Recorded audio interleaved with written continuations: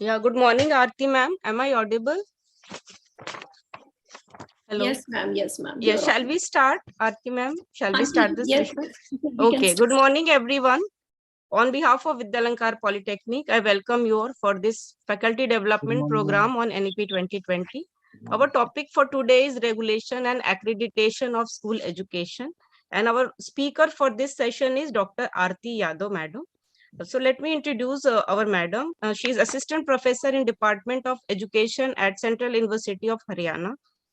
Her educational qualification is PhD in Education, UGC NET and MPhil in Education, MA in Economics and BCom from Punjab University, Chandigarh. She has 9 years of teaching experience and her area of interest is educational psychology, pedagogical education and educational leadership. She is also member of many, she also has membership of many standard organizations like Association of Indian Universities, American Psychological Association, Indian Association of Teachers, Educators, etc., etc. Ma'am has also published 11 papers in international and national journals and books on emotional intelligence, job satisfaction, girls in higher education, and constructivism. She has also presented 21 papers at national and international seminar or conferences. She has been invited at 7 places as a guest lecturer, and she is also 5 chapters in the book of national and international publishers. So welcome, Aarti ma'am, and we are highly obliged you accepted our invitation. Over to you, Aarti ma'am. You can start the session. Okay, thank you so much. Thank Thank you you, so ma'am. much Thank for a wonderful introduction. And can I share my screen now? Yes, ma'am. Yes, ma'am. You can share your screen. Okay, okay. And please let me know if it is properly visible. Yes, yes. You are audible. Thank you. Yes, ma'am. It is shared. I'll just. Screen is visible. Okay, and I hope you can see the entire slide. Yes, ma'am. We can see the entire slide. Okay, okay. Thank you so much. Thank Thank you for inviting me to this FDP program. And I'm highly thankful to the coordinators. I have been in touch with Dr. Prateek. So when he called me and told me about this area on which he wanted me to deliver a session, then first of all, actually, I was spectacle as a regulation and accreditation of school education. Of course, this is my specialization, school education.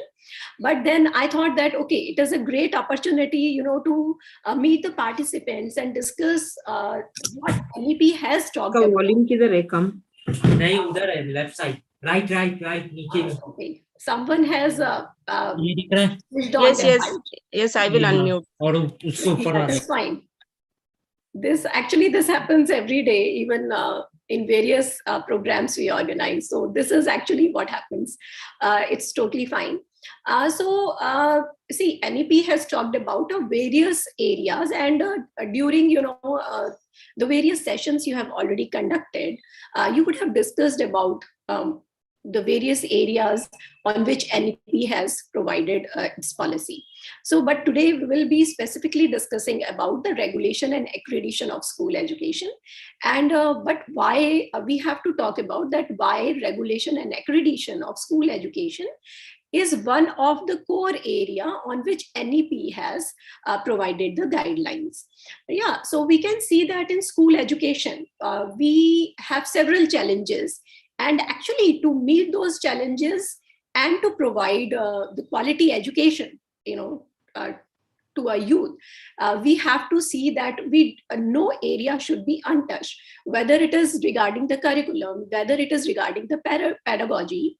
As we have already seen that NEP talks very specifically about revamping the curriculum, adopting the fun-based pedagogy, child-centric pedagogy.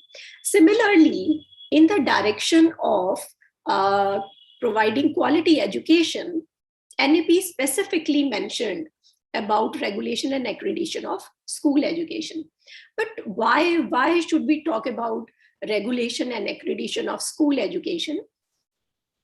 As Dr. Prateek told me that in the audience we have school principals and school teachers.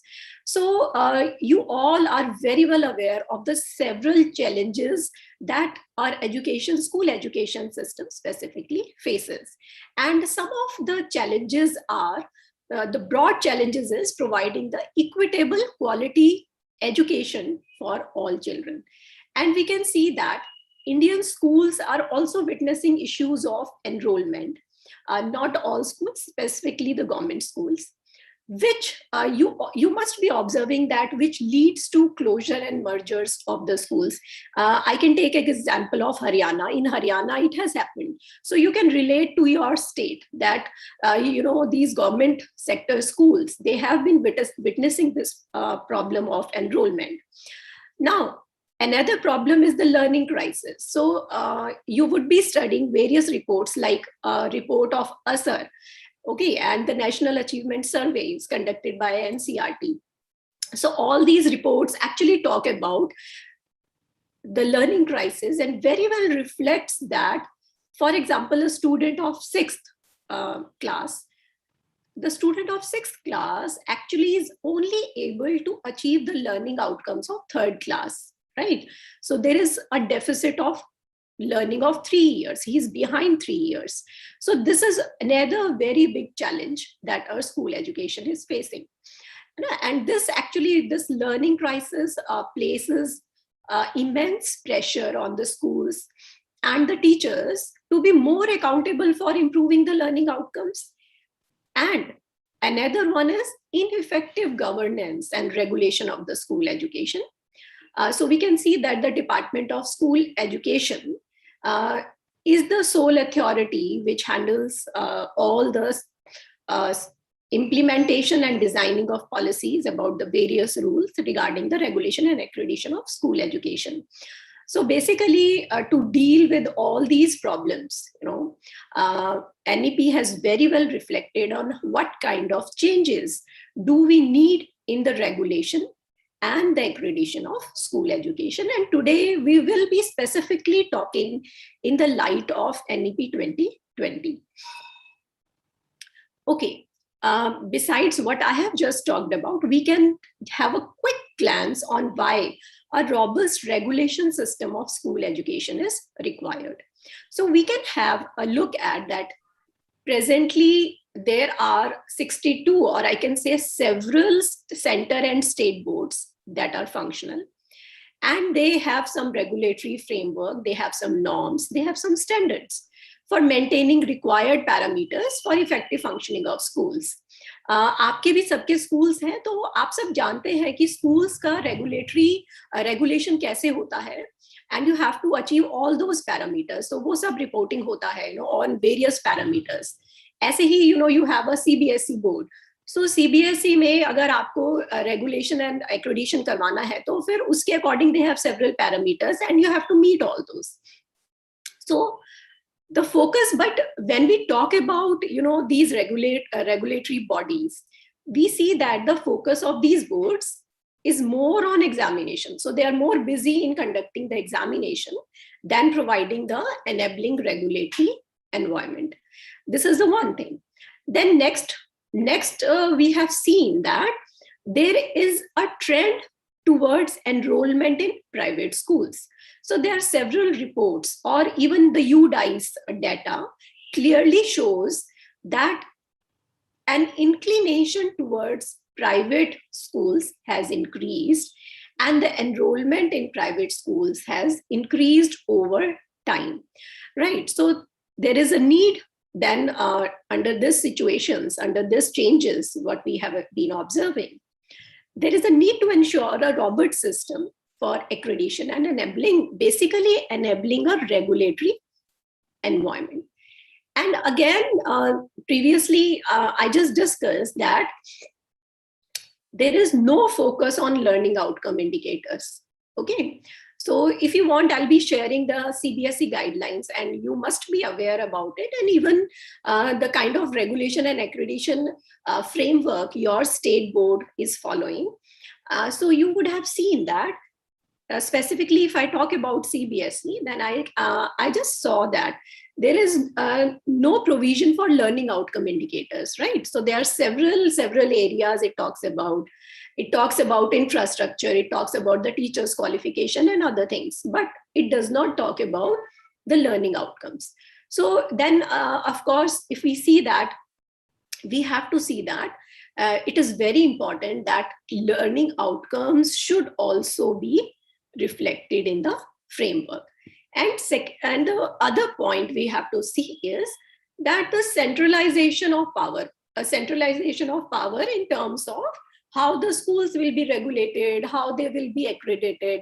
So the whole power rests with the Department of School Education, right? And sometimes when we have this centralization of power, we see there are conflicts of interest at the ground level, the challenges which the schools are facing, right? So their interest is different, but they have been imposed several things. And this centralization of power actually causes ineffective management of school system, right? So all these problems have been addressed. All these problems have been taken into consideration while NEP was designing this policy and specifically talking about regulation and accreditation system. Right. So as I can see that it is not like you are more than halfway through the program.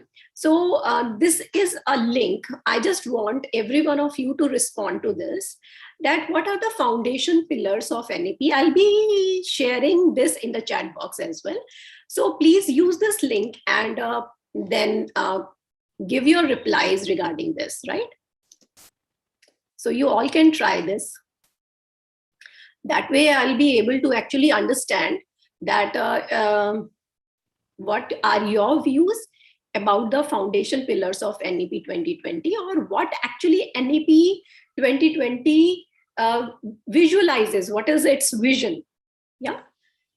So if you can just click on this link and you can just try writing your responses.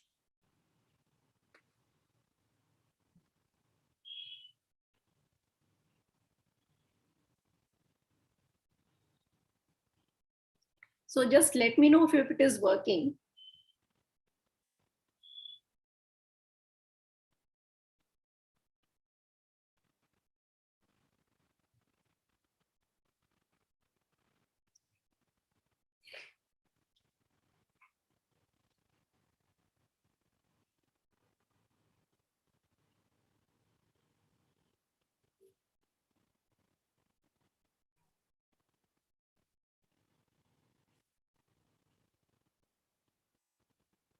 Yes, participants, I hope it is working. If it is not working, then please let me know. Excuse me, ma'am. Yes.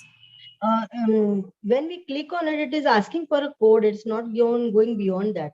Yes, the code is the last digits. Menti.com ke baad jo hai, it is the code. Achha, we have to enter that code, ma'am. Yes, yes, yes.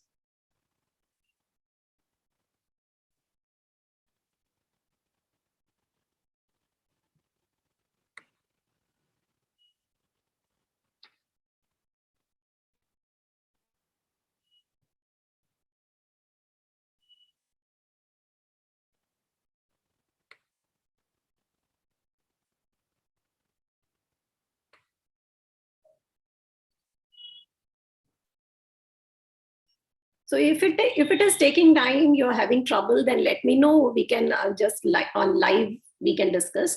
Or there is one other option. If you're not comfortable with this, you can just write in the chat box. That will also do. I've opened the chat box so we can see in the chat box as well. Yeah.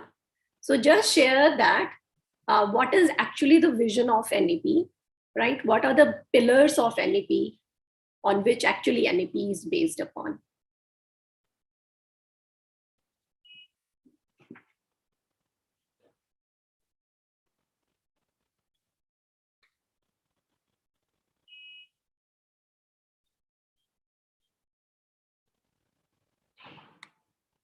Okay, I can see some responses in the chat box.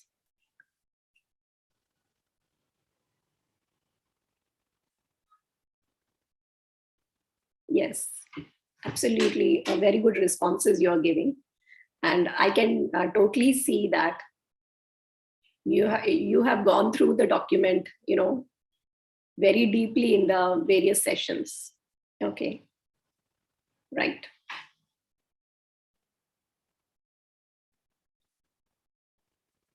Great. That's great.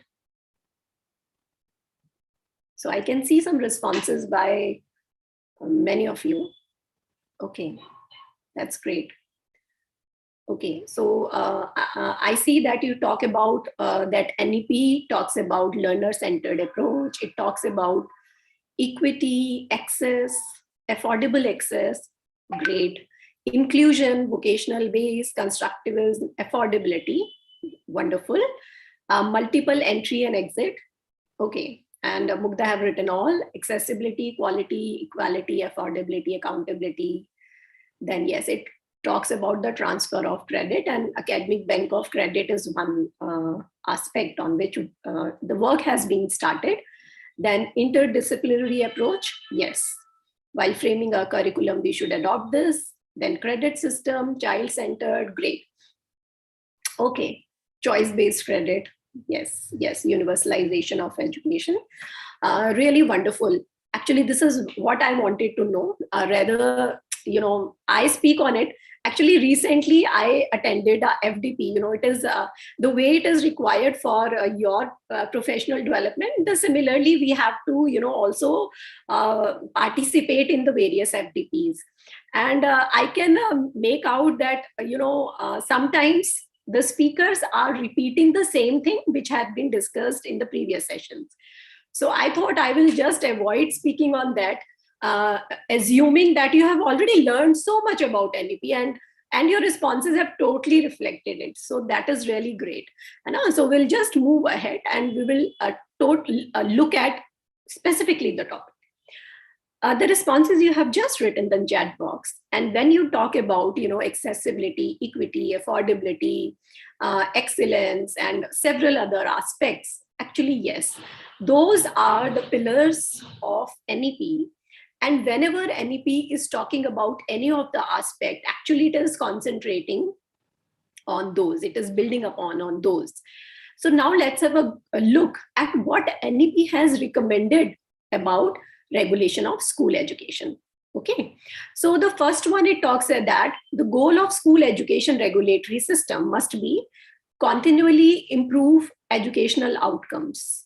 Okay, so this was one of the aspect which was, I can say, neglected, that there should be a continuous improvement of educational outcomes. Secondly, NEP specifically talks about that it should not overly restrict schools.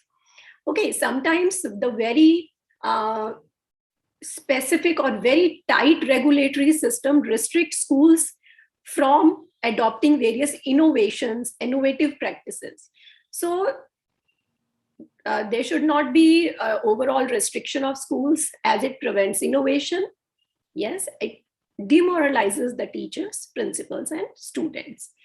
So one is this aspect. The second one, it recommends that to empower schools and teachers with the trust, enabling them to strive for excellence and platform at their very best, while ensuring the integrity of the system through the enforcement of complete transparency. This is very important.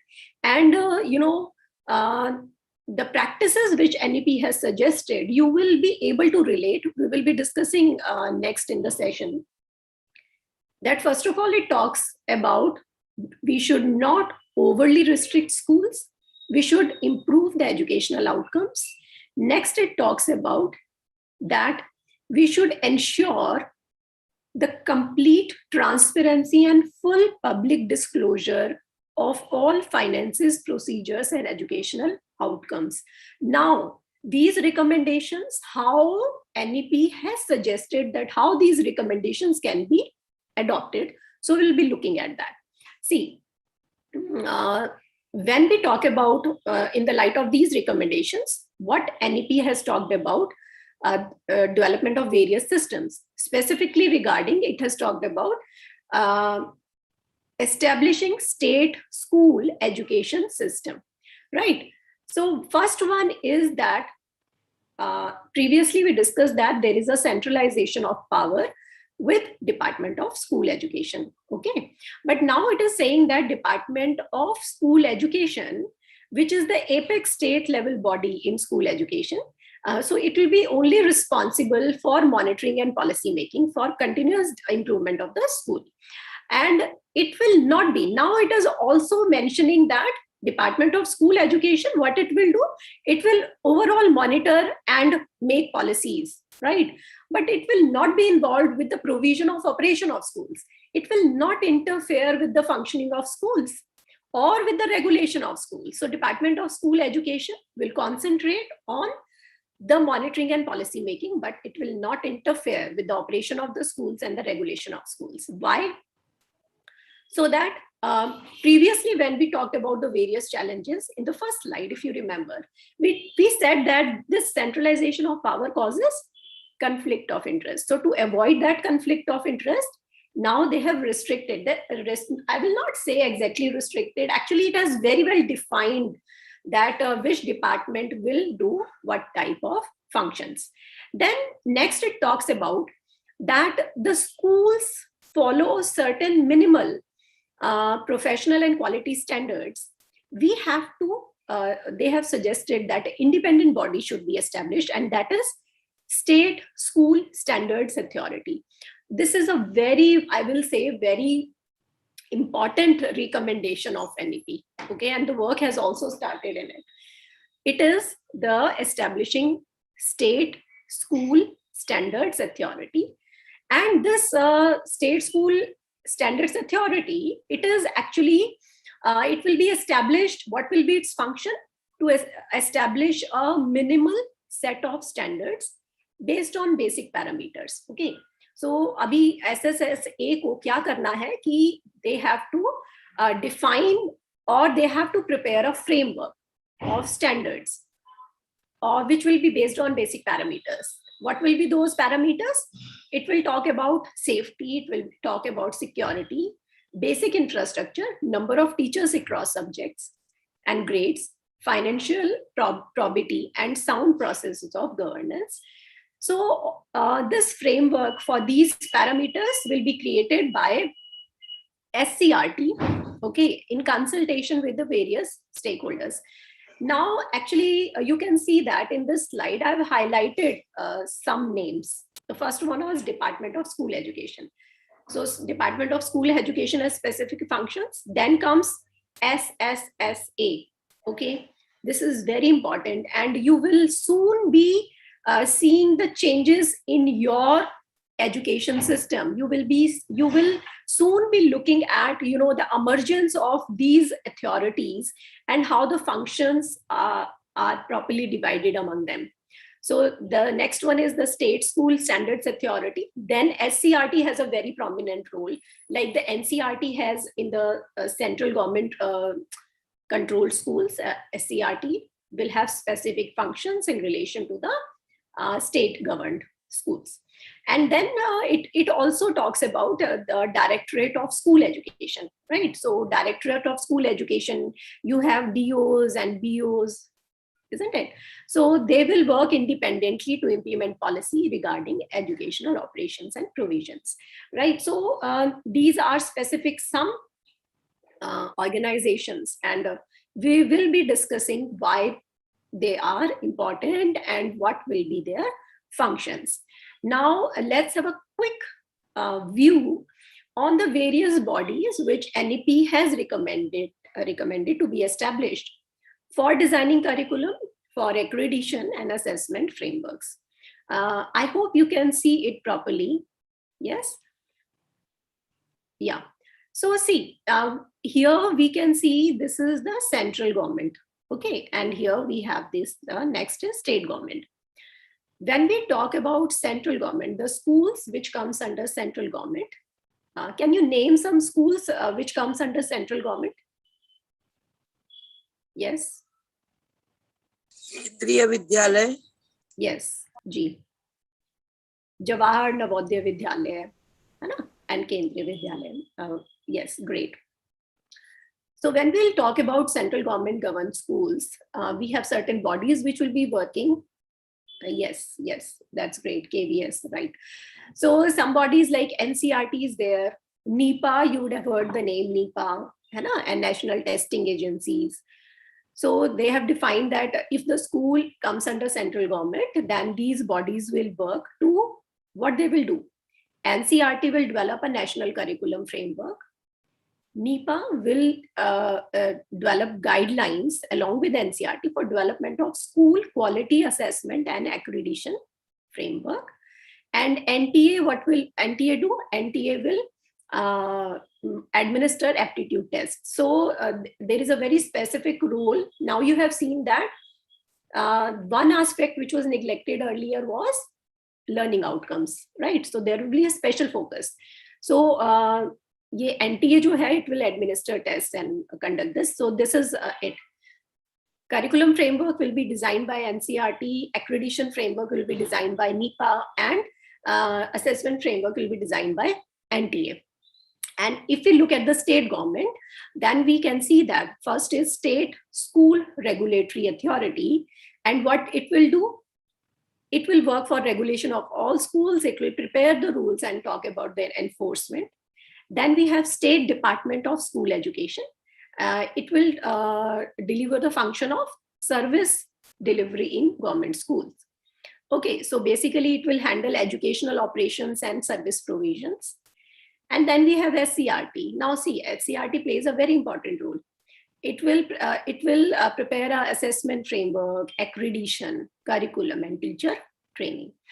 So these are some of the bodies, and this is how they will be functioning. And many of they have already been functioning this way. But now this is like very clear what they will be doing. Now, if we look at the functions of now specifically whatever bodies we have just discussed in the previous slide, now let's see what they will actually be doing. And the first one is the State School Standards Authority. Okay, if you can just connect with the first and second slide, which we discussed that NEP has actually recommended for the full public disclosure. So all the information, whatever information is there available about the schools, जो भी data है schools के बारे में, उसका सारा full public disclosure होना चाहिए.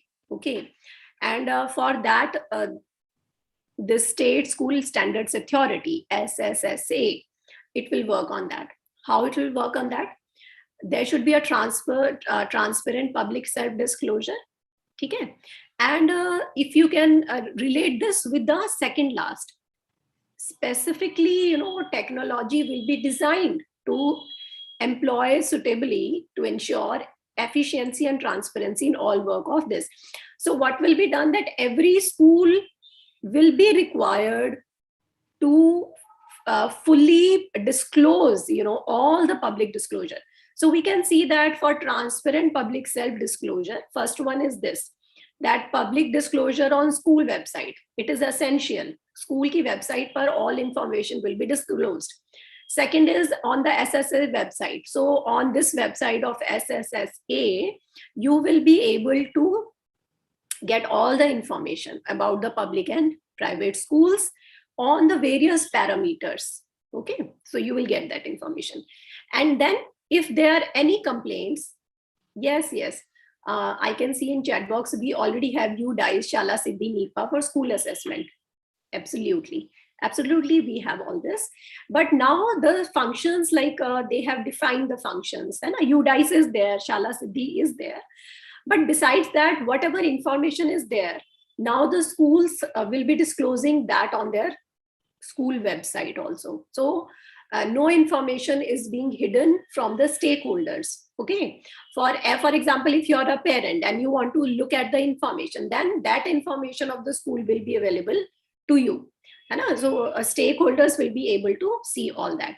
Secondly, it says that any complaint or grievance, कोई भी complaint है, कोई भी stakeholders की complaint है, yes, absolutely, there will be 100% transparency, and this is the aim of NEP.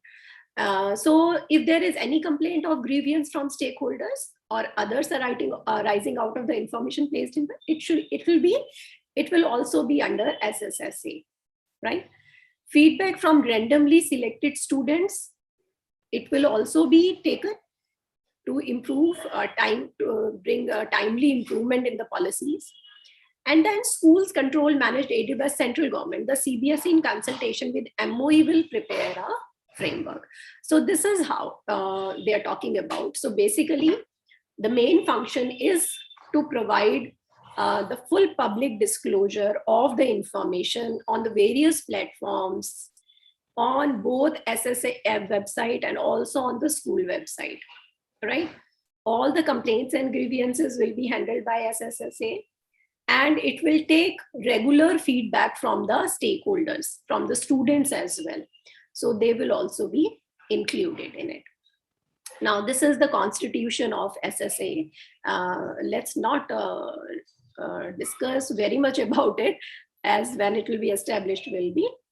Yes. Okay. Okay, so I can see some questions. We will discuss about it. And basically, when the audience is all the school and teachers and principals, so it will be really nice to have a good interaction with everyone. I'll take up all these questions later on. Whatever is appearing in the chat box, I can see them, right? So we'll be discussing about that. So then let's have a look at the functions of SCRT. So see, SCRT in the previous slide, we have seen that SCRT will focus on, like if you remember here. So here we can see that SCRT will function. What are the functions? It will develop the school quality assessment and accreditation system. It will develop state curriculum framework, right? So assessment, accreditation, curriculum framework, and teacher training as well. So in the same direction, we can see that academic matters, including, just now we have seen regarding the curriculum and academic standards in the state, it will be led by the SCRT. Okay, but SCRT will not work alone. It will work as even today it works in the collaboration of NCRT. It will keep working that way. Okay, and the SCRT will then develop a school quality assessment and accreditation framework. And it will take consultations of the stakeholders, right? So if you remember that when the NEP draft came, okay, all the stakeholders were asked about their suggestions. So similarly, they are trying to adopt that policy here, that SCRT will develop a school quality assessment and accreditation framework through wide consultations with everyone. Okay, so they will not be working in isolation, but yes, they have to take the opinions of the stakeholders. And then comes that SCRT will also lead a change management process. How?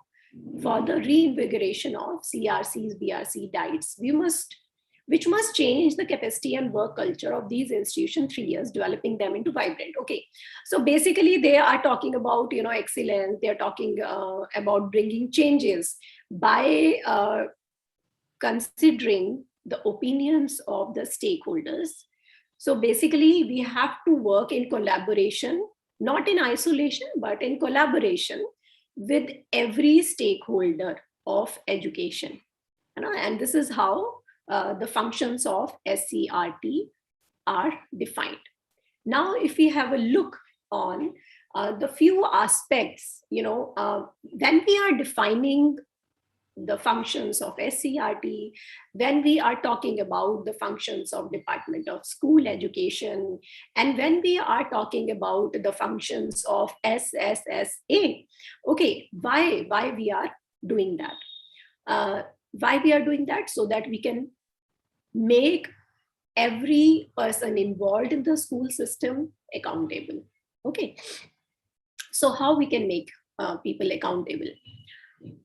First thing is the assessment system. Okay, so assessment system will be objective, developmentally oriented while ensuring accountability.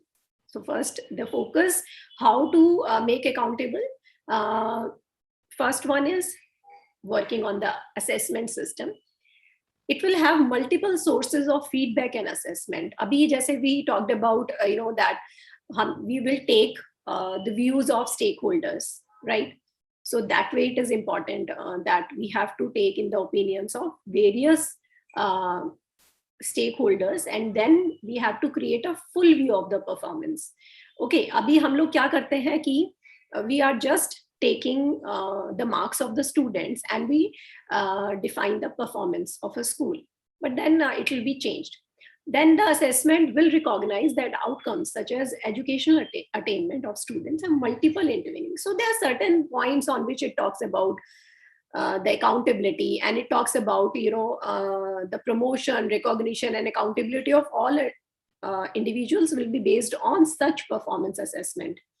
So basically, yes, all these performance assessments are conducted. And if I talk about, the higher education, timely performance assessments are taken.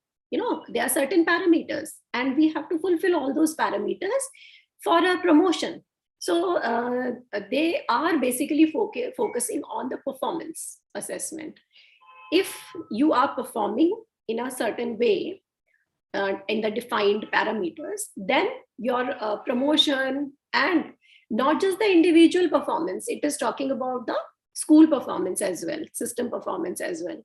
So the recognition and everything will be depending on that. And similarly, equity and flexibility, yes, this is very important. So equity and flexibility, what in terms of we talk about the accreditation and the regulation process. Okay, so for example, how there will be no difference in the accreditation and the regulation process of public and private schools. Okay, so the same criteria, same parameters, same benchmarks will be actually used for their assessment, right? So we can see that these public and private schools will be assessed and accredited on the same criteria, same benchmarks, and the same process will be followed. Again, now see, you can see in every of it is like a line, full public disclosure and transparency is, I think, the slogan. Okay, so this is very important, that emphasizing online and offline public disclosure and transparency, right? So as to ensure that public spirited private schools are encouraged and not stifled in any way. So this is important. And next, when we talk about, would you like to share something on the accreditation process? What are the various parameters, as we have some principles also? So if you can, even if you would like to write in the chat box, you can, or even if you want to switch on your mic and tell me, then it would be great. So presently, what are the various specifications? What are the various parameters on which the accreditation is based? So anyone would like to share that, or you are free to write in the chat box. Yeah. Yes. So basically, we have very specific accreditation parameters. So overemphasis on inputs. Now we talk about, the area of the school should be this much. Okay, there should be veranda outside the classrooms, and the size should be this much. Okay, and what else? How many rooms are required? What size of playground should be there? We have a lots of focus on that. Very specifically we mention. So we are very mechanistic in nature when we talk about the specifications, the physical specifications and the infrastructural specifications, right?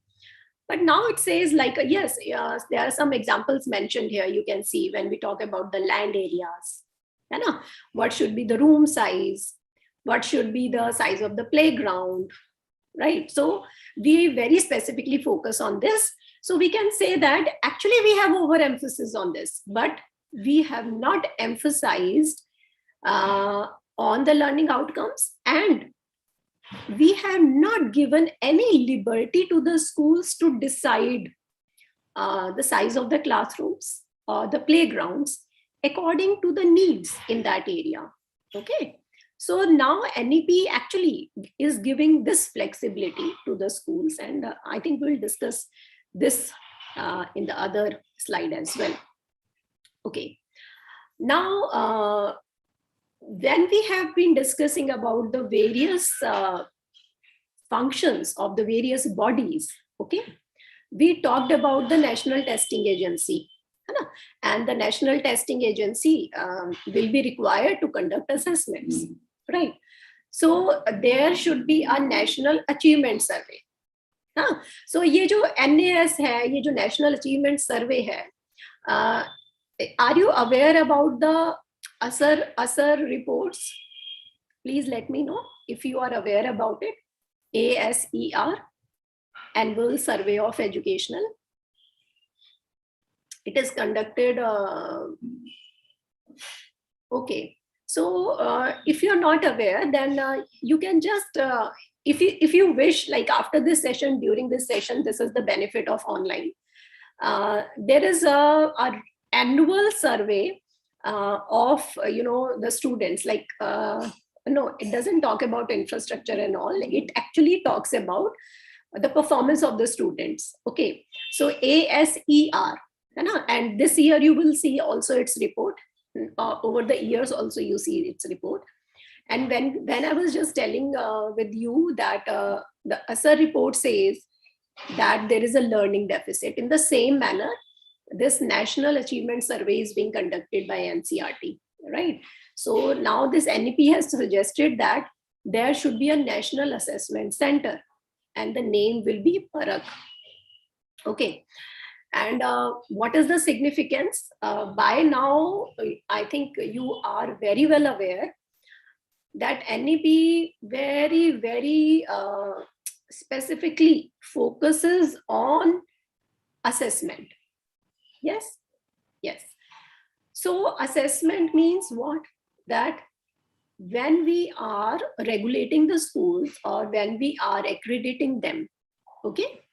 So we are more concerned with the area, with the physical facilities available, with the infrastructure of the schools. And we do specify the number of teachers required.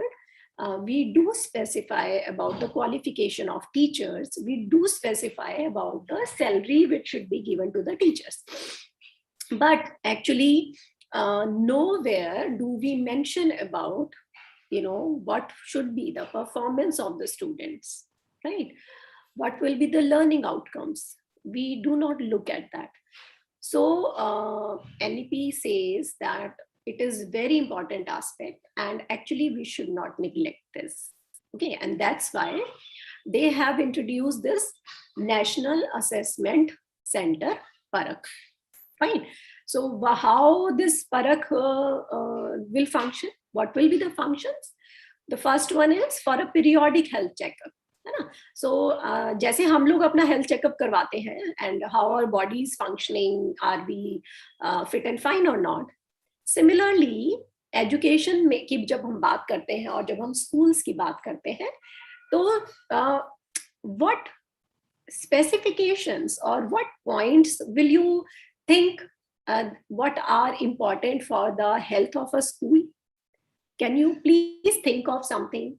If we talk about the health of a school, then how we can measure that? On which are the various aspects on which you can measure the health of the school? Yes, I'm giving you some time, just think about it. Yeah. How shall we measure the health of a school? You can share in chat box.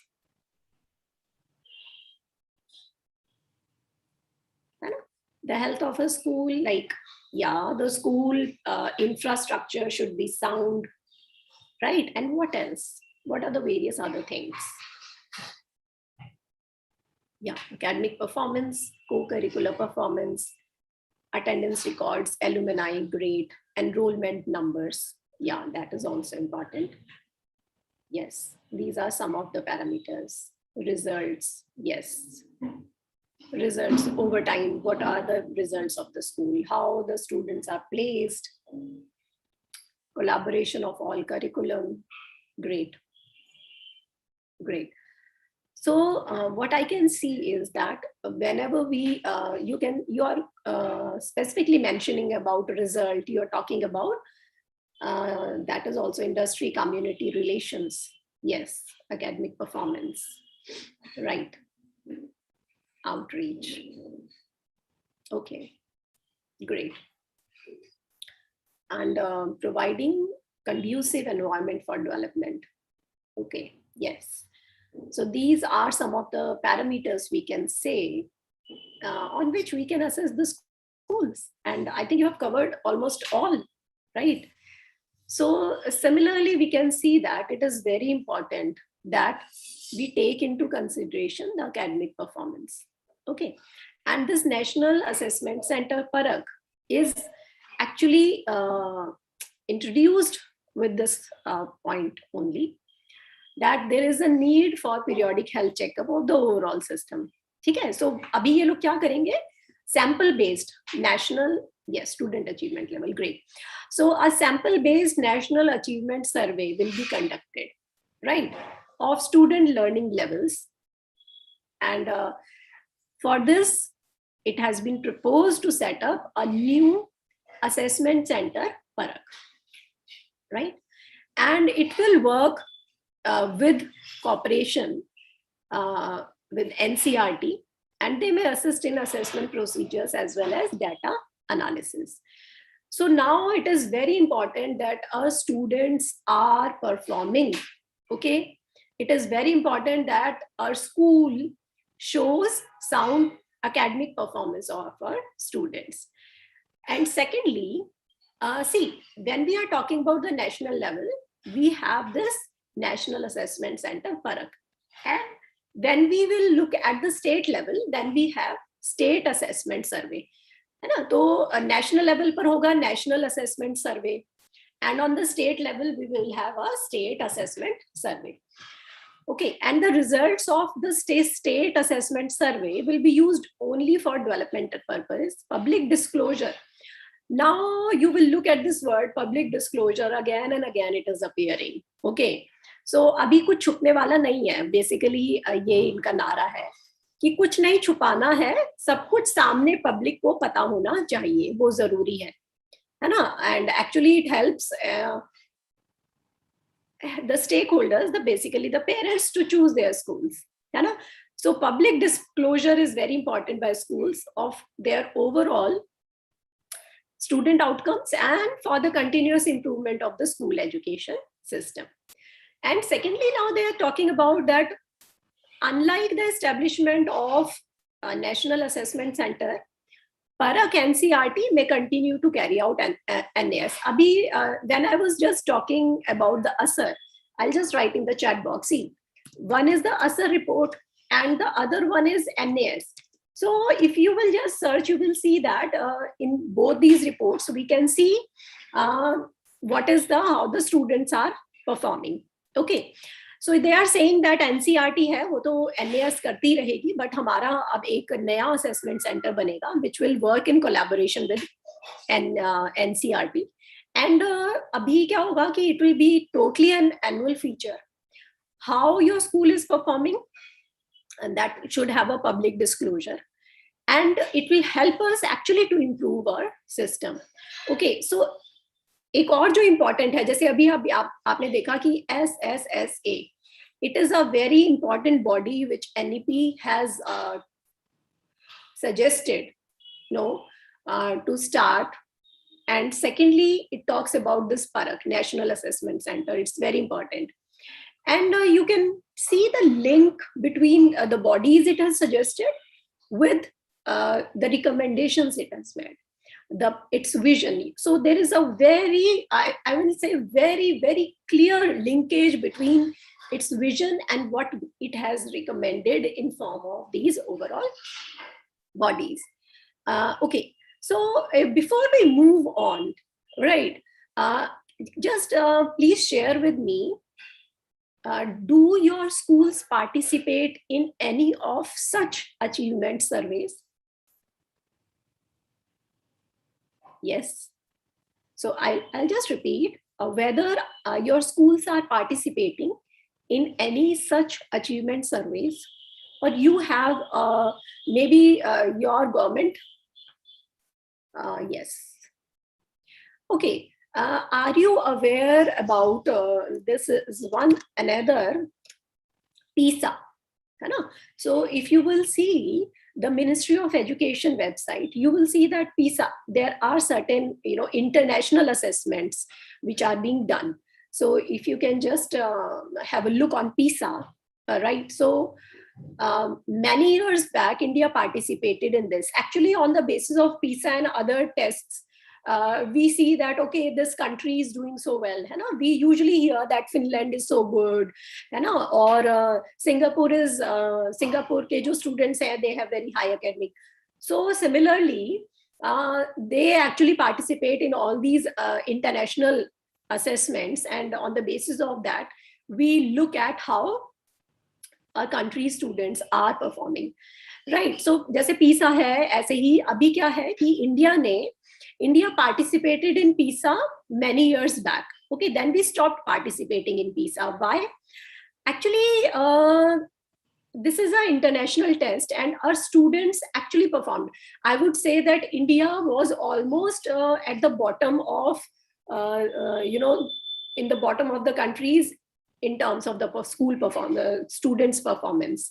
So that's why I would say that the RTE Act 2009, it talked about the universalization of education, primary education, and then it is important that first of all we should have a good education system, and then it is important that we should participate in on all these surveys, educational surveys. But now, yes, of course. Ivan, John, yes, you're right. We performed really poor, and we were actually at the bottom of all the countries in the list. And now, but we have decided that we will be participating again in PISA. Okay, so this is one other I can see that how our government actually wants to participate in these surveys. And then it is important that if we have to participate, we have to make the school performance not in just terms of the infrastructure and the teachers' qualification, but on the basis of how our students are performing. It is very, very, very important. Okay, so then we can have a look on. Acha, let me share with you few things. By now, I think you all have read about NEP 2020 document, right? You might also be aware of the implementation document of NEP 2020. Can you please tell me the name of the document which talks about how NEP will be implemented? Yeah, NEP has given some suggestions, and then how those suggestions will be implemented. For that, there is another document. So can you share the name of that document, which is available on the website of Ministry of Education as well?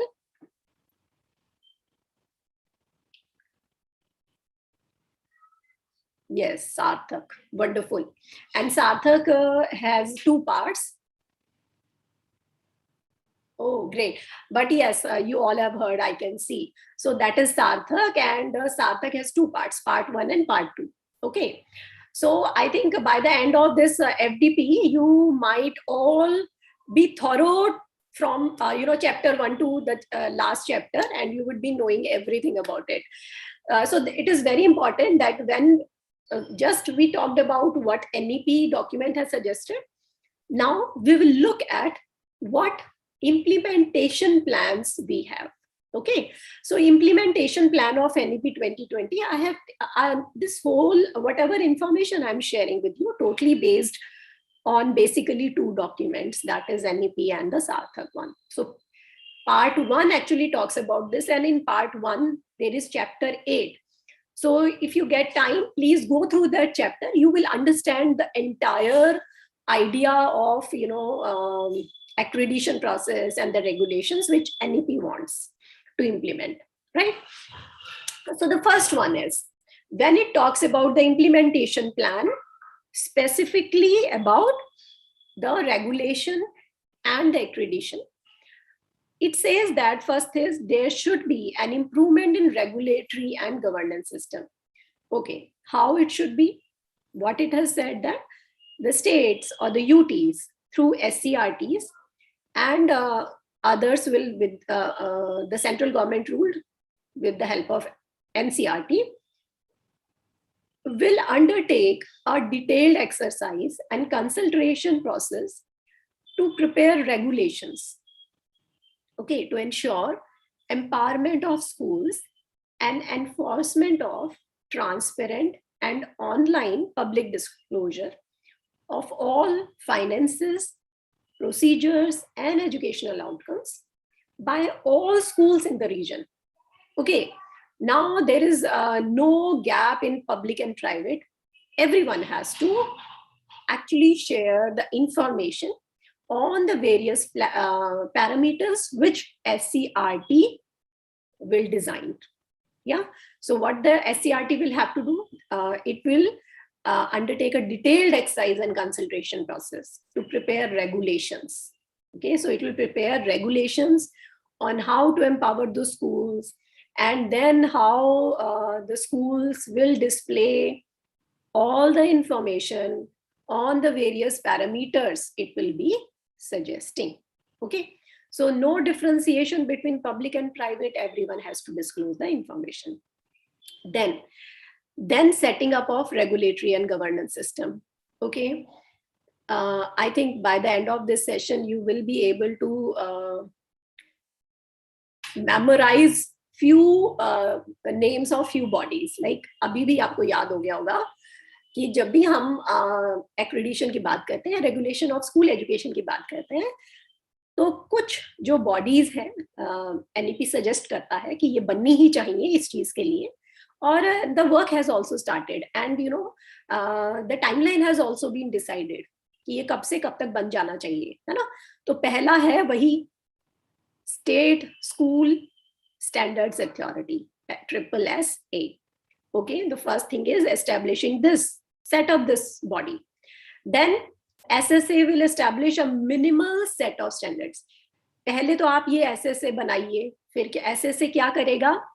SSA जो है वो minimal set of standards जो है वो बनाएगा कुछ parameters पर, और वो पैरामीटर्स क्या हैं? Safety, security, basic infrastructure, number of teachers across subjects and grades, financial probity, progress in achievement of learning outcomes, innovative classroom practices.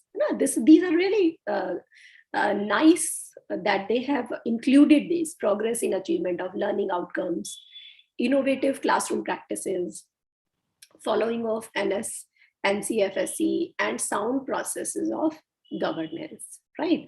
So these parameters will be decided by SSSA. Then SSSA will establish an effective quality self-regulation or accreditation system to ensure that all schools, right? So now it is actually working on diminishing that gap. So this is also very important. Almost in every aspect it is talking about it, that all schools, private, public, and philanthropic, follow these minimal professional and quality standards. So they have to use these. Then it says that states and UTs will immediately begin planning their strategy, right? And timelines for separating the functions. Now you can see, देखो अभी functions separate हो गए हैं सबके, है ना. Policy making कौन करेगा? Department of School Education. Operations कौन देखेगा? Directorate of School Education. Academics के बारे में कौन देखेगा? SCRTs. And regulation कौन करेगा? SSSA. So these functions are very well defined. Who will do what? So what do you observe here? When they are defining the functions, and they have defined that what functions will Department of School Education will do, okay, what will be the functions of SCRT and all this, what do you observe here?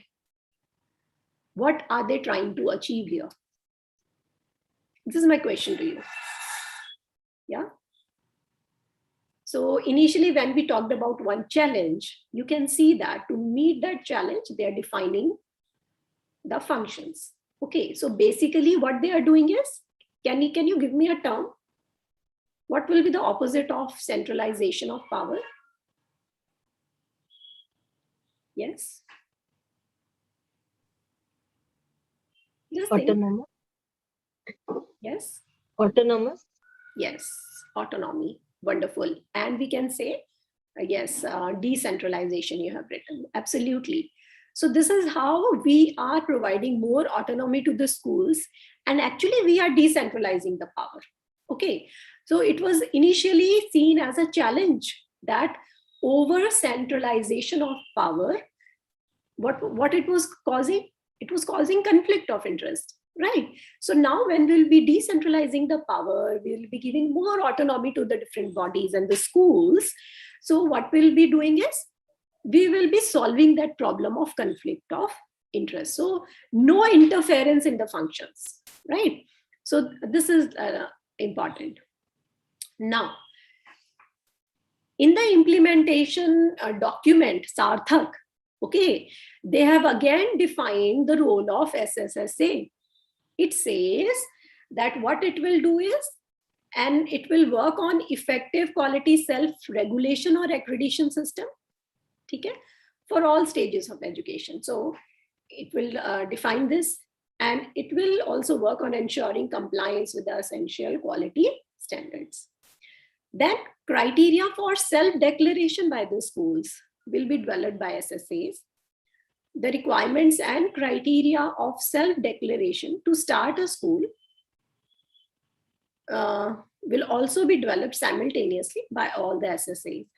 Now, when we look at this point, okay, when we look at this point, which it says that self-declaration by the school, and the requirements and the criteria of self-declaration to start a school.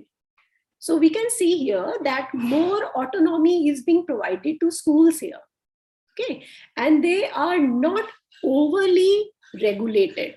So there is one term which NEP talks about. It says that light but tight.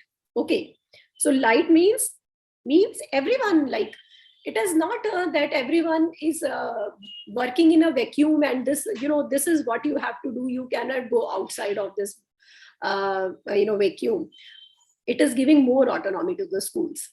Okay, and then the next function of SSA is educational outcomes and transparent disclosure.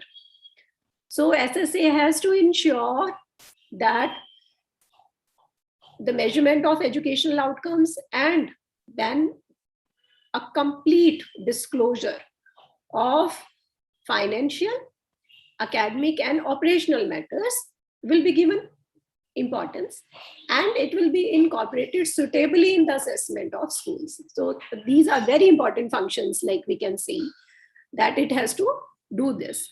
And then we have that SSA with the Scrt, it will set up a accreditation mechanism. Okay, schools and other organizations with capacity and credibility will be provided the orientation to be able to do audits of the accreditation. Accreditation bodies will be identified and assigned by SSA as per the requirement number of schools in the respective states. Okay, so SSA will be working on developing this mechanism of accreditation, and then SSA will develop effective mechanism for redressal of complaints. So आपने ये देखा था कि ये भी एक बहुत important point था.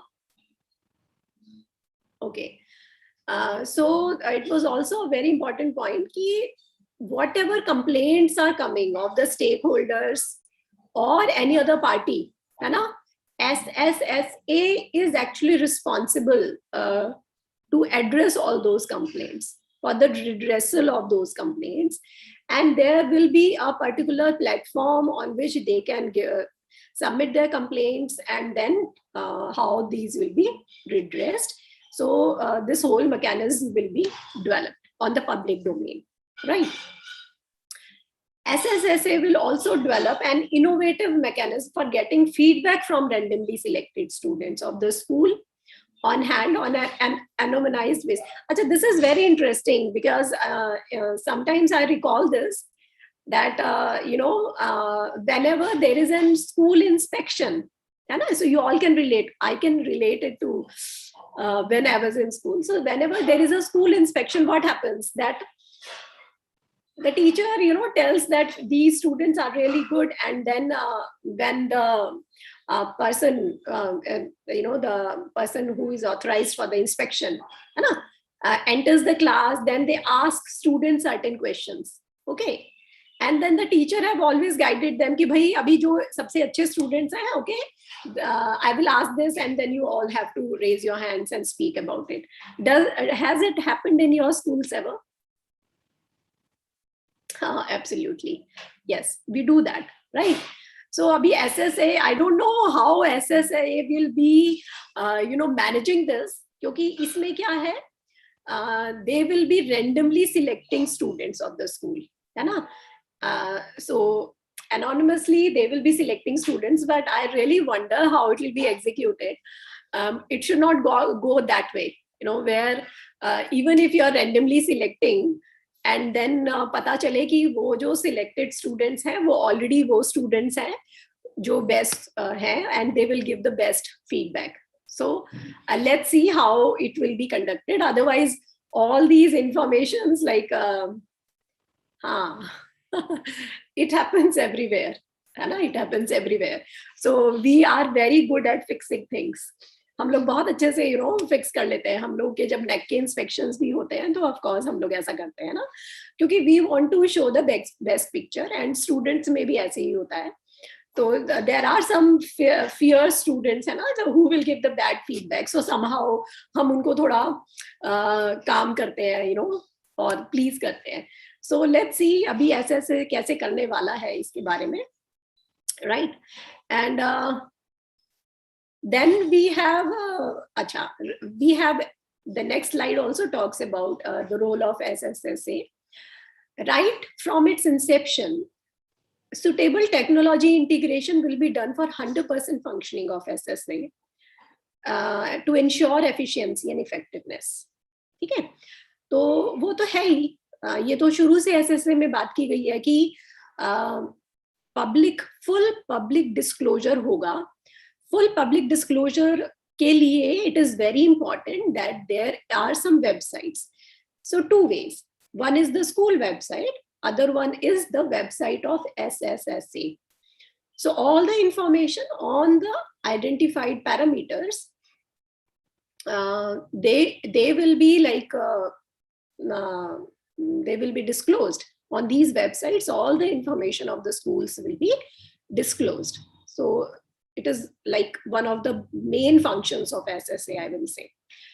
Secondly, वही again आ गया कि इनका पोर्टल होगा और वो उनको करना ही है. मतलब अब आप ये देख सकते हैं कि जो पॉइंट्स इन्होंने बात किया था कि अपने सजेशंस में NEP में, वो इम्प्लीमेंटेशन में भी है. और इम्प्लीमेंटेशन में मतलब they have been equally stressed, है ना? Equally stressed, and you will soon be seeing in pay. It has already means they have already started working on this. These are some, now you can see this second point में अगर आप देखेंगे तो you will see the year. Okay, by 2023 we have to achieve this, right? We have to achieve this. That means we have already started working on this. We have already starting working on constituting this SSSA, okay? And soon they will have their platforms. And by 2023, we will be adopting all these practices, okay? There are some guidelines, like when you will see, there are some, date schedules कि 2021 तक ही करना है, कहीं भी 2023 तक करना है.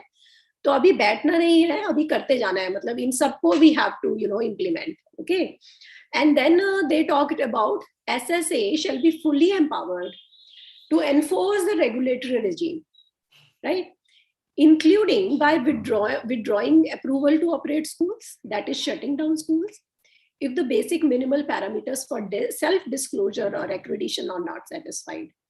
Now you can see here that they're very concerned about the self-disclosure thing. If they are not doing it, then SSA will take all the decisions, right? So it is the sole authority for the regulatory regime. It can also go for withdrawing approval to operate schools, shut kar sakta hai, schools ko agar aisa nahi hua to. Then we have that for schools to get affiliated to any board of assessment, the precondition would be self-disclosure on SSA.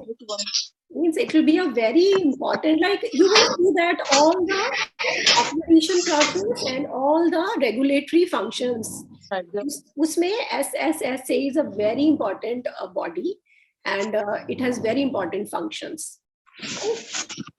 Then we have that the states and UTs, they like to consider setting up SSSA in their BOS or within SCRT for more effective coordination, right? So this is a very important body, and this is how it will function. And you can see that already they have defined the timeline also, okay, by what time everything should be done. And then let's have a look at the role of SCRT, because in this document they have talked, besides SSSA, we have already seen that SCRT also plays a very prominent role, right? So SCRT they will be coordinating the apex body for academic matters, right? The task of, okay, this is task 214, which is part of the document. It has given this line that SCRT will lead a change management process for the same thing which we talked in the recommendations also.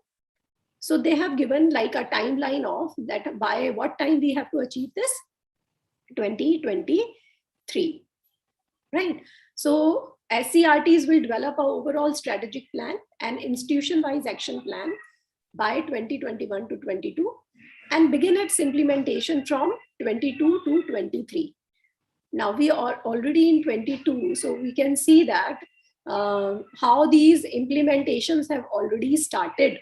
Okay, the plan will include among others capacity building, ये भी हमने देखा था कि SCRT जो है वो teacher training से भी इसका एक फंक्शन है. So capacity building of course is there.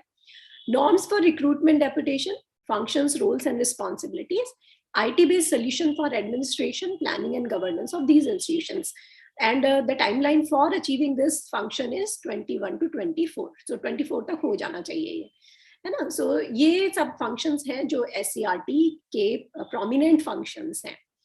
And then we have that school quality assurance and accreditation framework will be developed by SCRT as per guidelines developed by NEPA and NCRT. Okay, so schools का quality assurance and accreditation framework भी ये लोग बनाएंगे, SCRT बनाएगा. और ये framework जो SCRT ये framework बनाएगा, SSSA उस framework को use करेगा, ठीक है, for regulation based on accreditation. Right? So ये जो framework है quality assurance और accreditation का framework, ये SCRT बनाएगा और इसको किसकी मदद से बनाएगा, नीपा की और NCRT का, क्योंकि अगर हम देखें तो सेंटर के साथ कोऑर्डिनेशन बहुत जरूरी है, राइट. सो सेंटर में जब नीपा और NCRT भी इस फ्रेमवर्क पर काम करेंगे, गाइडलाइंस देंगे और उन्हीं गाइडलाइंस को यूज करके SCRT ये फ्रेमवर्क बनाएगा और इस फ्रेमवर्क को SSSA यूज करेगा for regulation and accreditation. Now, this framework will be developed in consultation with other, मतलब अब यहाँ पर बात की गई है कि isolation में we do not have to work in isolation. We have to work in consultation with various stakeholders. ठीक है? So various stakeholders में specifically teachers and students, right? So this is a very, I would say it is a very good move. Good move in the sense that now even the students are involved. अभी आपने देखा कि students से randomly feedback लिया जाएगा, है ना? So teachers will also be involved. So this is how this framework will be developed. And a common regulatory regime will be there. Again, they have talked about this. No distinction between public and private schools. Okay, and a common regulatory regime is there. It will be followed in common for all the schools. Now, Scrt to develop any additional parameter dimension from time to time. Now see, this is a liberty. Okay, what NCRT has suggested, what NEPA has suggested in their guidelines, Scrt can take it, right? But now every state has their own problems. They have their own needs. They have their own challenges. So they can introduce some additional parameters or dimensions from time to time with objective of improving educational outcomes. So now here we also can see the feature of flexibility and autonomy. Okay, no rigid framework. SCRTs can introduce their own framework, basically following the guidelines suggested by NEPA and NCRT, but they can introduce some other one. Okay, before we move on, if someone of you can reflect on what are the various parameters on which NCRT provides accreditation to schools. Do you have any idea about it? Yeah, any parameters?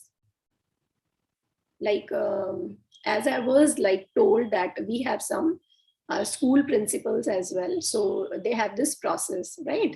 You have this process that you have to provide all the information. So if you can reflect on that. Yes. Just take your time, and if you can share that with me. Yeah. So actually CBSE has adopts actually the school quality assessment and assurance framework. Okay, and it has these 10 parameters on which it works. Okay, fine. So what I will do is I'll quickly reflect on this as well. Rather, I would like to, I'll just share a link with you. Okay, so if you all can open this link, right? And then you will this is a link which will take you to the CBSE site, and there is a document. Okay, so it talks about certain parameters which we can follow. So there are what is the framework of school quality assessment and assurance. So यहाँ पर क्या है कि कुछ जो parameters ये लोग follow करते हैं वो हैं one is the scholastic process, right? And then there is a co-scholastic process. I'll just try to share my screen maybe, but I think I don't want to take a chance, na? So I'll have to minimize my PPT. If you can go through this document, you can have this framework. Okay, so there are certain aspects on which quality assessment and assurance of the CBSE affiliated schools is being done. One is scholastic process. The other one is the co-scholastic process. Okay, then infrastructure, I'll just share with you. I'll share with you in the chat box, you can have a look.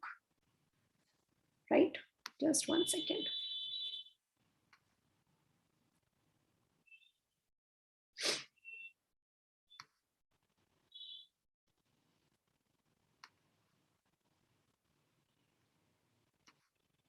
So that would be great. And you can even use the link I have shared with you. So using that link also, you can have a look.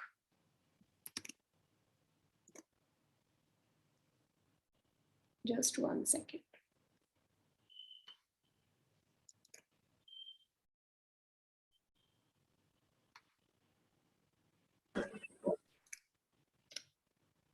See, in the chat box, I have, you can download and you can see.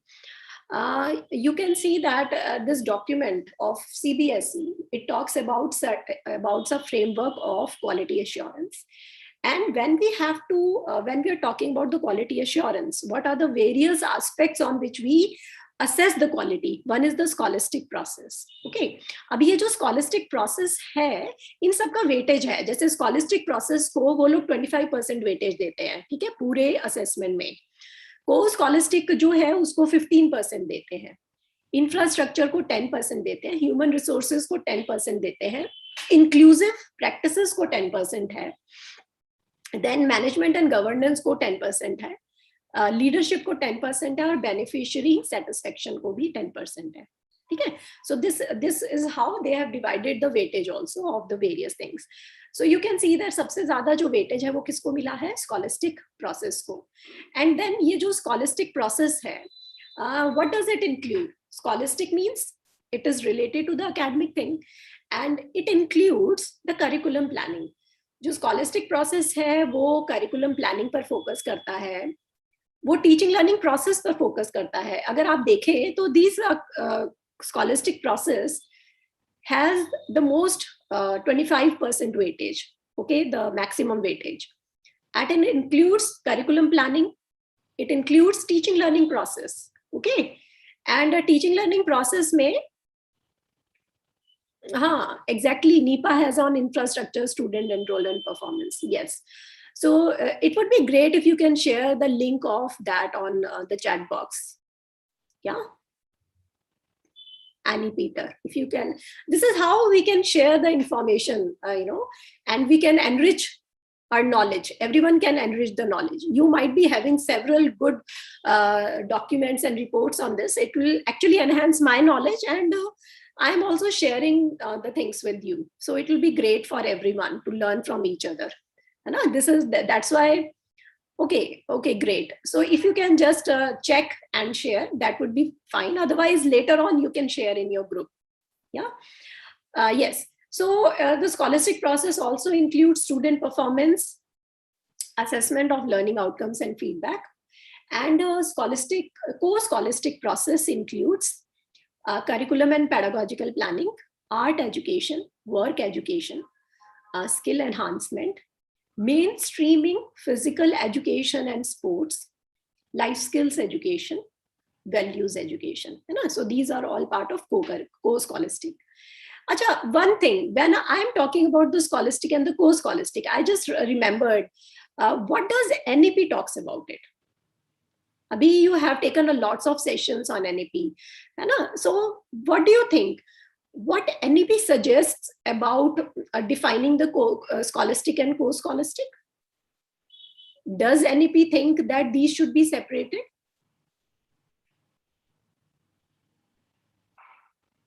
Yes, your opinions on this before we move on?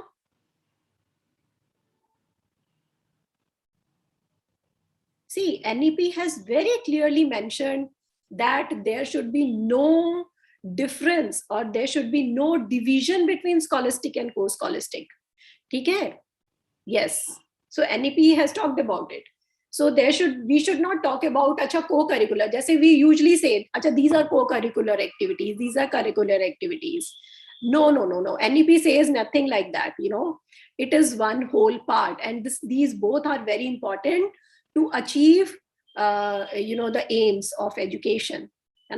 So that's why it has diluted the boundaries. It has diluted the boundaries between scholastic and co-scholastic. Everything is integral part of the curriculum, right? So this is very important. I just thought that I will just have a quick discussion on this. Yes. And then we have the third parameter is infrastructure. Okay, so you are very well aware infrastructure में क्या होता है? Classrooms हैं, library, labs, computer labs, ICT facilities. ठीक है, principal's office, staff room and administration offices. Do you have a medical room? Do you have a water and sanitation facility? Do you have health management facility? So whenever we look at the infrastructure of the school, this is very important. Yes, CCTV, okay. All right. And then we have what kind of furniture do you have?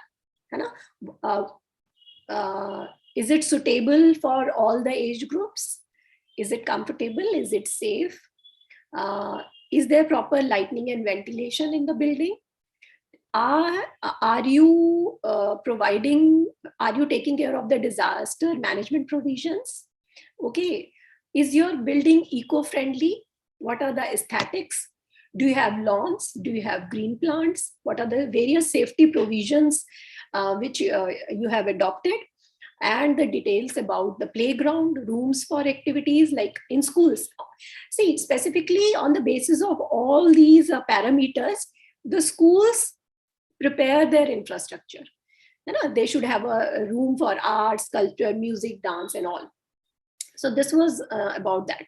And when we talk about the human resources, then how much staff should be there, what should be their qualification, how they should be appointed, what kind of staff incentives and appreciation should be provided to them. You know? And then what is the mechanism for interacting with the parents? How students are considered as resources? How do you interact with the alumni? How do you interact with the community? This is all about human resources. So when we talk about human resources, we are considering community, we are considering alumni, we are taking care of students, parents, school staff, teaching and non-teaching all. Then comes another parameter is inclusive practices. Okay. So inclusive practices may be wahi hai. Can you talk about inclusive practices? Please share in chat box what inclusive practices your school has adopted. Yeah. If you can all just reflect on this, that whatever school you are concerned with, right? So what kind of inclusive practices does your school adopt? Yeah, great. Gender inclusive language, safe spaces, ramp for disabled. That's really nice. Any other thing? And this applies to the transportation facility which the school is providing. Providing subjects that are easier to learn instead of second language. Okay. That's really great. Can you reflect on this? I actually providing subjects that are easier to learn. What actually you're trying to convey with this? Yes. You can, if you're able to switch on your mic, you can, and you can just speak about it.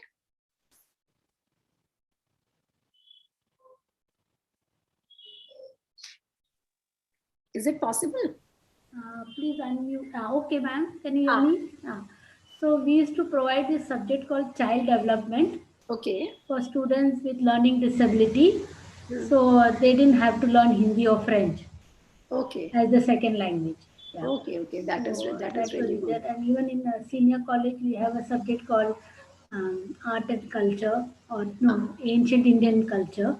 Okay. So yeah, instead of the second language. Yeah. That is really nice. That is really a very good attempt. And similarly, we have certain other parameters which talks about vision and mission statement. The management and governance. You know? And then we have the next parameter which talks about the leadership. So how many leaders are there in this group? If you can just write down in the chat box. Because when we talk about, leadership is these days, if you can see that even Nishta and others, we have some specific training programs for the leaders, as the role of leaders is very much important in the success of the schools or in the academic achievement of the students and how the teachers are teaching, right? So leadership, when we talk about leadership, what this CBSE documents says is, first one is the leader should have a very clear vision and direction to take the school forward. Then it says that there should be collaborative leadership.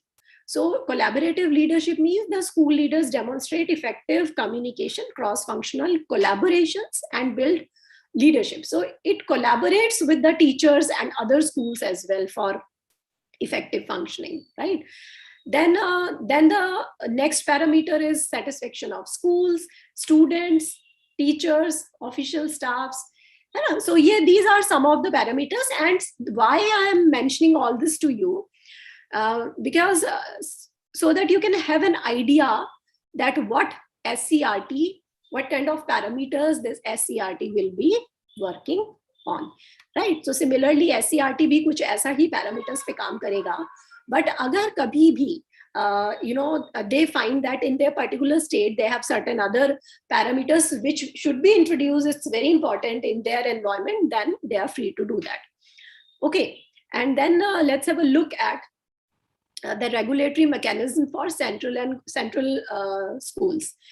So initially you told about the Kendriya Vidyalayas and the Jawahar Navodaya Vidyalayas. So as we have seen the prominent role of SSSA in states, as we have seen the prominent role of SCRTs in states and the Department of State School Education. So similarly, if we are talking about the central schools, right? So what will be the regulatory mechanism? So first one is, what is important? The CBSE. So now this is an important body. CBSE, in consultation with Ministry of Education, shall prepare a framework for online self-disclosure on minimal. The same thing, what the SCRT was doing, SSSA was doing. And then this KVS, JNV, SITSA will come out with detailed guidelines on grievance redressal. Grievance redressal, very important. Public disclosure, very important, right? And then the private and state government schools affiliated to CBSE will mandatorily follow the directions of the SSA. जिस भी state में ये schools हैं, तो उस state में जो भी SSA उनको डायरेक्शंस देता है वो उनको फॉलो करना पड़ेगा, राइट? However, जो private and state government schools हैं, CBSE से एफिलिएटेड हैं, the board can also have few special parameters. अभी आपने देखा, देखिए, एक तो है कि जो CBSE है वो फ्रेमवर्क बनाएगा, जो मैंने अभी आपके साथ शेयर किया, ठीक है? It was a CBSE document. अभी जो CBSE ने डॉक्यूमेंट शेयर किया, अभी SSSA जो है वो अपना खुद का बनाएगा, ठीक है? तो वहां पर जब SSA अपना खुद का डॉक्यूमेंट फ्रेमवर्क बनाएगा, तो जो स्कूल्स उस लोकेशन में है जहां पर SSA के अंडर आते हैं, तो वो स्कूल्स उस फ्रेमवर्क के जो एक्स्ट्रा पैरामीटर्स हैं उनको भी अडॉप्ट करेंगे. Okay, so this is important. Okay, so CBSE will need to modify its affiliation bylaws accordingly, and this is the timeline. So this is the timeline when it will be done. Then this parak जिसकी हम बात कर रहे थे, assessment of the system, setting up of parak. It is a very important suggestion, and how it will be implemented. Ministry of Education, NCRT, will prepare framework guidelines for the holistic assessment of the education governance system. Assessment system will be objective and developmentally oriented by ensuring accountability. Now, अभी आप में से कोई बोल रहा था ना NCRT, Nipah, शाला सिद्धि के बारे में, तो ये सब मतलब होगा जब हम बात करते हैं सेंट्रल गवर्नमेंट स्कूल्स की. तो NCRT and NEPA will build further on the already developed system. You talked about that this NEPA has already developed some systems like Shala Siddhi, Pindix, etc. है ना? So they will follow on. वो चलता रहेगा. It will have multiple sources of feedback and assessment to ensure a full view of the performance. Right? It will have multiple sources of feedback and assessment to ensure a full view. अब ये full view की भी बहुत ज़्यादा बात की गई है, मतलब कि full view हम कैसे ले सकते हैं, right? Full view हम तब ले सकते हैं जब हम multiple stakeholders से data लेते हैं. Okay, so we are not just taking the data of the leaders, we are also taking the data from the teachers, from the parents, from the students, so that we can have a 360-degree view. Okay, and then we have seen that this national assessment surveys will be conducted on the central platform, but state assessment surveys will be conducted by SCRTs. Now, very interesting thing. See, SCRT will conduct census-based achievement surveys. Census-based means every school will participate full-fledged in that. And state assessment survey for continuous improvement of school education system in the years when NAS is not being held. जब NAS conduct नहीं हुआ तब SAS होगा compulsorily उन years में, और SCRT जो है वो census based achievement surveys करेगा. देखो अभी आपने देखा था कि वो जब हम बात कर रहे थे तो somewhere it was कि randomly students पर किया जाएगा, but यहाँ पर census based है. मतलब census का मतलब you are very well able to understand कि it is compulsory, like for every student to participate in this, right? And these surveys will test achievement of grade appropriate competencies in mathematics, science, reading, literacies in particular for grade. Okay, now this is exactly the point on which I suggested you to read the reports of ASR and NAS. है ना, वो दोनों ही same बात करते हैं. तो third grade के student को what kind of numeracy skills should be there, what kind of literacy skills should be there, whether the student is able to perform them or not according to the age related things. It is very important to do that. So this is important, and I think soon you will be observing or experiencing, I would say that soon you would be experiencing all these changes in your school system, right? And okay, so I think I'll just end now, and then we will take up the questions. We have around 20 minutes, है ना? So we can take up the questions. I think you have something to discuss, and these are some of the references. The whole presentation was based on these documents. One is the document which talks about, this is the Tharthak one, and then this is the Governance and Regulatory Architecture of Indian Education System by Center for Civil Society. Okay, this is the NEP report, and this is a report on regulation of private schools. It's also very interesting. It talks about, you know, the various states, like how they are being regulated. And I would like to share this report with you also, because in this report you will clearly see that learning outcomes is nowhere entertained.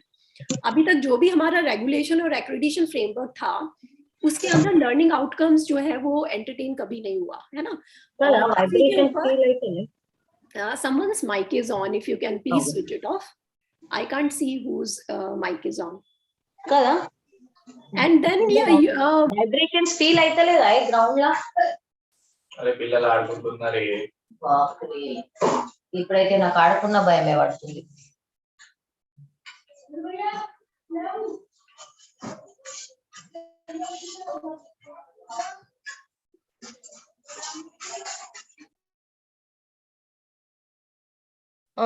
Ma'am, you are not audible, Aarti ma'am.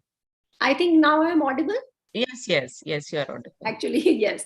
Well, I think someone's mic was on, so yeah, you might have muted me. Okay. So please refer to these documents, and now we can take questions, or not questions, I would say, rather we can have a discussion with the participants, as I saw a few of the questions in between. So we are open for that discussion now. Yeah. Okay. Yes, participants. Do you want to ask anything? Yeah, I'd like to ask a question. Just 1 second. Actually, can I stop sharing so that I'll be able to see? Yes, ma'am. Okay. Okay. Yeah. With regard to your 360 view, which sounded so nice, yes. I'm wondering whether anybody in this entire group of participants, including yourselves, have ever had or known of any school that had actually implemented such a thing, because top-down assessment and appraisal is typical, but the other way around, for me to assess the library or the principal or the school management, etc. I've never heard of anything like that. I mean, it sounds good if that can be, but it's always been a top-down approach, which is very archaic. Right. So if anyone wants to share something about it, which Ivan John, if I'm pronouncing your name properly. No problem, any which way. Okay. So yes, actually, I would like to share some experience with you. whenever we are conducting some researches, right? Suppose I'm conducting a research on school leadership. Okay.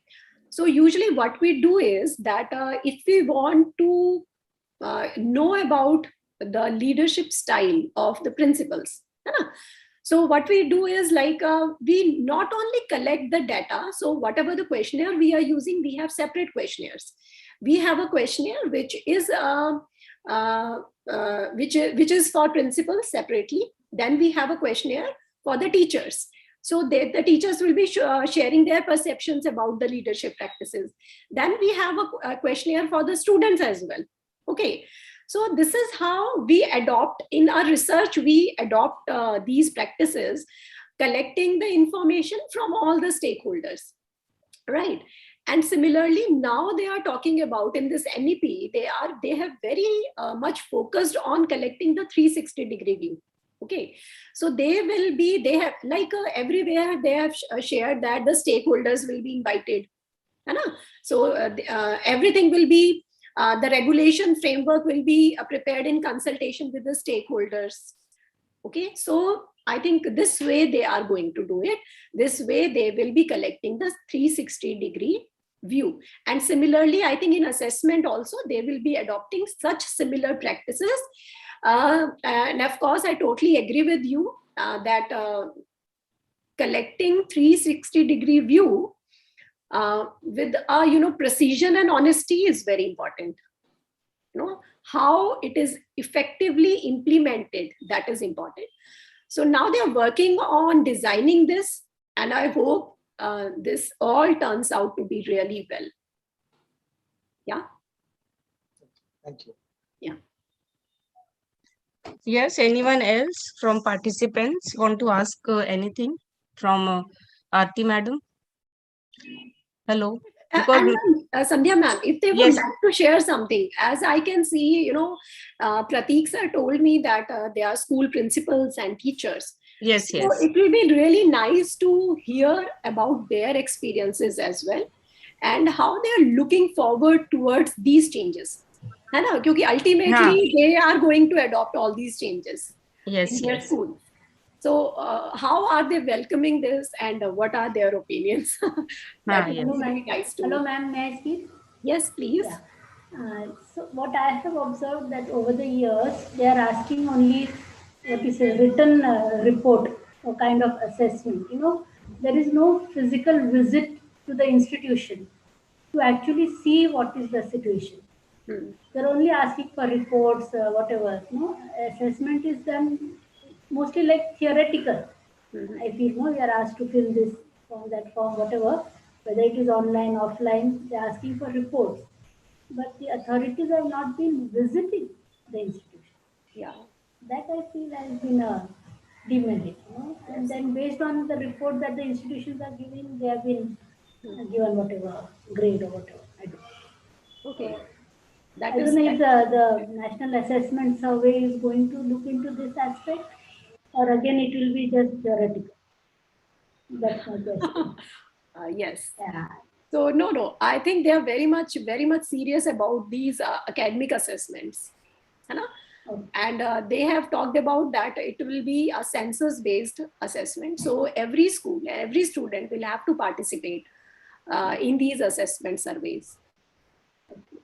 So hopefully that will bring the real situation in front, and then they will be able to actually implement or bring changes in their policy accordingly. Yeah. Thank you, ma'am. Yeah. Yes. Yes. Hello. Anyone from any school? And I can see in the chat box, like they totally agree with the data collection, like the department collects the data. But now when they are talking about the 360-degree views or collecting the feedback from the multiple stakeholders, okay, so it will not just be the data from the school, okay? The data will be collected from the stakeholders as well. And let's see how it will be done.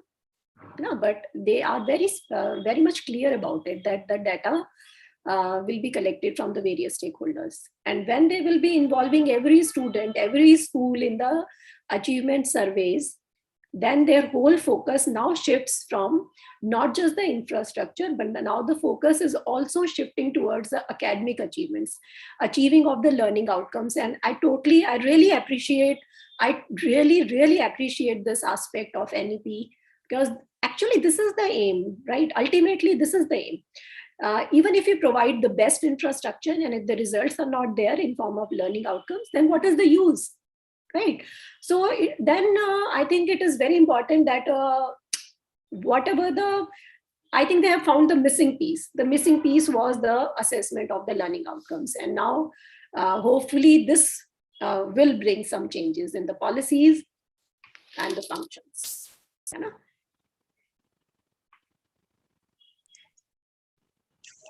Hello. Yes, anyone from participants? Ma'am मुझे लगता है उनको सारे doubt बिल्कुल ही clear हो गए हैं, जो भी उनका डाउट था. Actually, मैम डाउट का तो बात ही नहीं है ना. They are still wait and watch that what things will be. नहीं, जो समझ नहीं आ रहा है ना, मतलब वो चीजें भी शायद उनको क्लियर हो गई हैं आपके सेशन से. So anyone, किसी को मैम से कुछ पूछना है? Yeah, I'd like to share one more idea. Yes. On Board of Studies for Education in the college where I am. Your voice is breaking. Your voice is breaking. Can you please repeat what you're saying? You just try switching off your camera. Maybe. Very often, alumni who are not directly connected with that, no clue as to what from their contribution into effective qualitative contribution become very limited. So actually, in the same, I'm not able to hear you properly. Sandhya ma'am, can you hear him properly? Maybe no ma'am, no. Inclusive, I think in a sense, sounds very good. No, can't hear. I can't hear you. Wait, I'll just write him a message.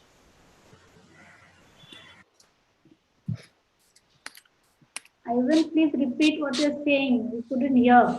Your voice was breaking. Me now? Is it better? Okay, a little better. Yes. Yes. Okay. Right.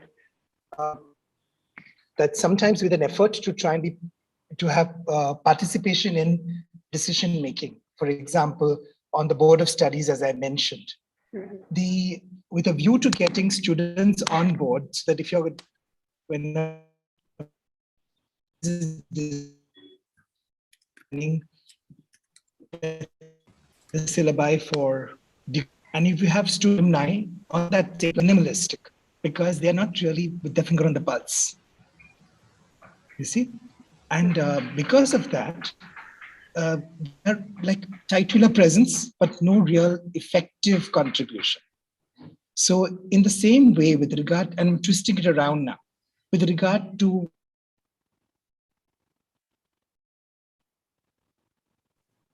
hello sir, Ivan sir. Will we fall to the lowest common denominator because of the ritual of the need to submit documentation, statistics, etc. You know, it might sound like a nice lofty ideal, it sounds superb, but sometimes in its grassroots level gets dumbed down to the lowest common denominator. That is my fear.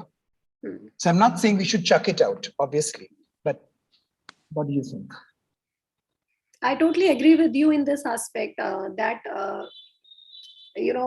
I think everyone will agree. Would you introduce yourself? Are you in some university or college, as you're talking about Board of Studies?